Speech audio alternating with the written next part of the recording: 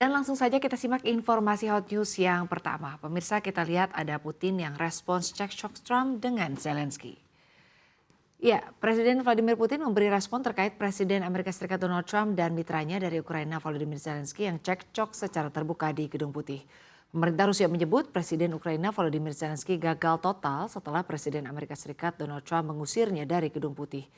Juru bicara Menteri Luar Negeri Rusia Maria Zakharova menuding Zelensky terobsesi meneruskan perang.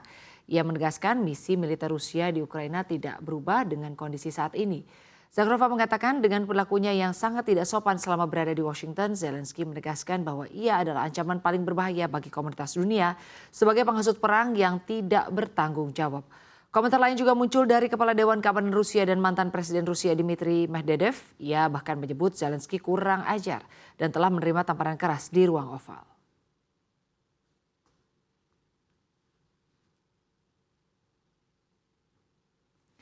Kita ke informasi berikutnya pemirsa, ya ini terkait mata uang kripto yang jadi cadangan strategis Amerika Serikat. Presiden Donald Trump mengumumkan 5 mata uang kripto yang dipertimbangkan untuk cadangan strategis Amerika Serikat yang baru. Melalui akun Truth Social, Trump mengatakan bahwa ini adalah kepanjangan atau perpanjangan dari perintah eksekutifnya Januari lalu. Kelima mata uang kripto itu adalah Bitcoin, Ether, XRP, Solana, dan Cardano. Sontak pengumuman Trump membuat nilai Bitcoin, Ether, XRP, Solana, dan Cardano membalikan kemerosotan baru-baru ini.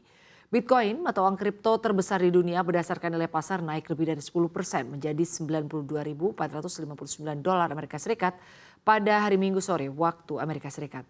Kepala Bisnis Amerika Serikat di 21 Shares, sebuah perusahaan manajemen investasi aset digital, Federico Bruckett mengatakan langkah ini menandakan pergeseran ke arah partisipasi aktif dalam ekonomi kripto oleh pemerintah Amerika Serikat.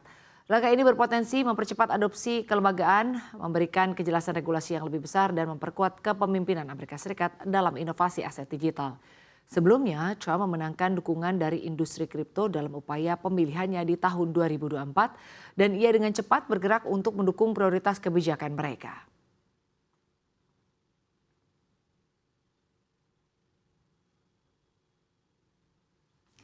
Ya pemirsa, kita ke informasi berikutnya yakni iPhone 14 yang banting harga di Indonesia. Apple resmi menghentikan produk seri lawas seperti iPhone 14 dan iPhone SE seiring dengan peluncuran iPhone 16e beberapa saat lalu. Dengan iPhone 16e penggunanya bisa dapat iPhone dengan harga terjangkau yang memiliki beberapa fitur mewah dari seri iPhone 16. Salah satunya chip A18 yang mendukung layanan kecerdasan buatan Apple Intelligence. Model ini memang belum bisa dibeli di Indonesia sama seperti seri iPhone 16 lainnya. Pasalnya Apple belum memenuhi aturan tingkat komponen dalam negeri atau TKDN. Kendati demikian, masyarakat Indonesia bisa membeli di negara tetangga seperti Singapura dan Malaysia. Harganya mulai di kisaran 11 jutaan, belum termasuk IMEI untuk bisa digunakan di Indonesia. Harga tersebut hampir mirip dengan seri iPhone 14, meski resmi tutup usia, tetapi masyarakat Indonesia masih bisa membelinya melalui distributor resmi iBox dan Digimaps. Pantauan CNBC Indonesia, harga iPhone 14 juga sudah diskon besar-besaran di Indonesia. Untuk model paling standar dengan memori 128 GB harganya dibanderol 11,9 juta rupiah.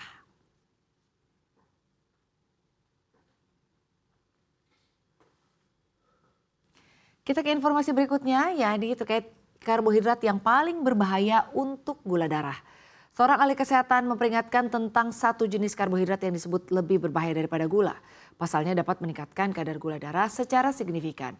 Dalam kanal YouTube-nya yang memiliki lebih dari 13 juta subscribers, Dr. Eric Berg menjelaskan risiko maltodextrin terhadap keseimbangan gula darah.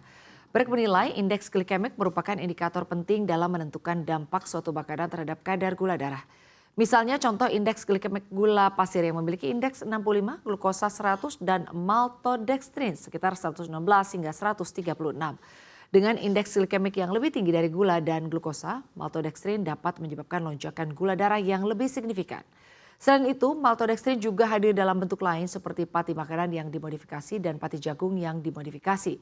Maltodextrin biasanya berbentuk bubuk putih bertepung dan ditemukan dalam banyak makanan olahan, termasuk produk roti seperti pastry, sereal, minuman ringan, permen, dan makanan manis lainnya. Produk susu dan makanan siap saji lainnya juga patut diwaspadai, makanan beku pengganti daging, minuman olahraga, pasta, nasi, bir, hingga pemanis buatan.